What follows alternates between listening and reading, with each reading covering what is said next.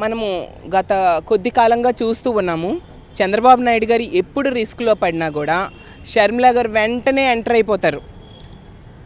ABN Radhakrishna చాలా జుగుత్సాకరమైన వ్యాఖ్యలు మహిళల కోసం మాట్లాడడంతో ఈ రాష్ట్రంలో ఉన్న మహిళలందరూ కూడా తెగ తిట్టుకుంటూ ఉన్నారు, అసహించుకుంటూ ఉండే పరిస్థితి. వాళ్ళని సమర్థిస్తూ చంద్రబాబు నాయుడు గారు, లోకేష్ గారు, పవన్ కళ్యాణ్ గారు ట్వీట్స్ చేయడం, ఇవన్నీ చేయడంతో రాష్ట్ర మహిళలు ఈరోజు ఏబిఎన్ రాధాకృష్ణని, కూటమి ప్రభుత్వాన్ని దుమ్మెత్తుపోస్తూ ఉండే పరిస్థితి మనం చూస్తూ ఉన్నాము. అప్పుడు షర్మిల గారు వెంటనే డైవర్షన్ పాలిటిక్స్లో భాగంగా ఎంటర్ అయిపోయి అసలు ఎంత చెత్త మాటలు మాట్లాడిన రాధాకృష్ణని తిట్టాలి, ఆ మాటల్ని ఖండించాలి, అది చెయ్యకుండా ఈరోజు జగనన్న ఆవిడ తిడుతూ ఉన్నారు. ఎంత దారుణం! అసలు వైఎస్ఆర్ గారు తను జీవించినంతకాలం కూడా వ్యతిరేకించారు చంద్రబాబు నాయుడు గారిని.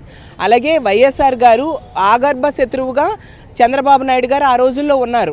అలాంటి చంద్రబాబు నాయుడు గారితో ఈరోజు షర్మిల గారు చేతులు కలపడం ఎంతవరకు సమంజసమని నేను అడుగుతూ ఉన్నాను. రాజకీయాల్లో వారసులు అనేదాన్ని మనం నిర్ణయించుకోకూడదు, ప్రజలు నిర్ణయిస్తారు. వైఎస్ఆర్ గారి వారసుడిగా జగనన్న వైఎస్ఆర్ గారి ఆశయాల్ని నిలబెట్టడమే కాకుండా వాటన్నిటినీ కూడా కొనసాగించారు. దానికోసం ఎంతగానో కృషి చేశారు. ఈ రాష్ట్ర ప్రజలందరూ కూడా జగనన్నని వైఎస్ఆర్ గారి వారసుడిగా యాక్సెప్ట్ చేయడం జరిగింది.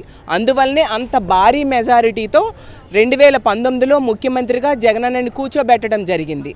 సో దీన్ని తట్టుకోలేక అసూయతో షర్మిల గారు ఈరోజు రగిలిపోతూ ఉన్నారు. అందువలన జగనన్న మీద తిట్ల వర్షం కురిపిస్తూ ట్వీట్స్ చేస్తూ ఎంత దారుణంగా ప్రవర్తిస్తున్నారో మనం చూస్తూ ఉన్నాము. జగన్మోహన్ రెడ్డి గారు మనం చూసాం, ఆ రోజు 3 రాజధానులు అనే ప్రతిపాదన తీసుకొచ్చారు ఈ రాష్ట్ర సమగ్రాభివృద్ధి కోసం.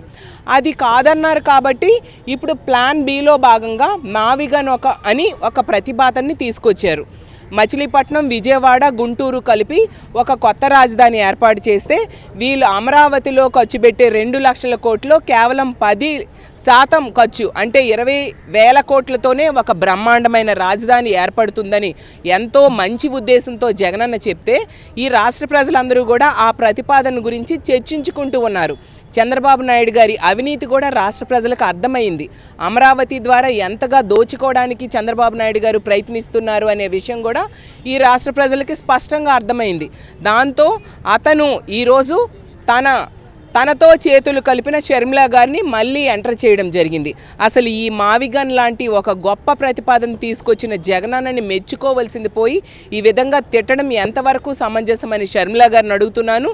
అసలు దీని గురించి మాట్లాడేనంత పరిణితి కానీ అనుభవం కానీ షర్మిల గారికి లేవు అనే విషయం అర్థమవుతుంది.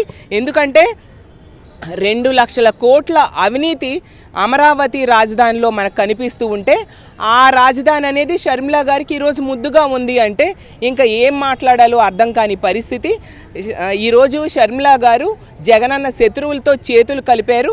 జగనన్న నాశనం కోసం ఆవిడ మాట్లాడుతూ ఉండే పరిస్థితి. కానీ ఈ రాష్ట్ర ప్రజలందరూ కూడా దీన్ని గమనిస్తూ ఉన్నారు.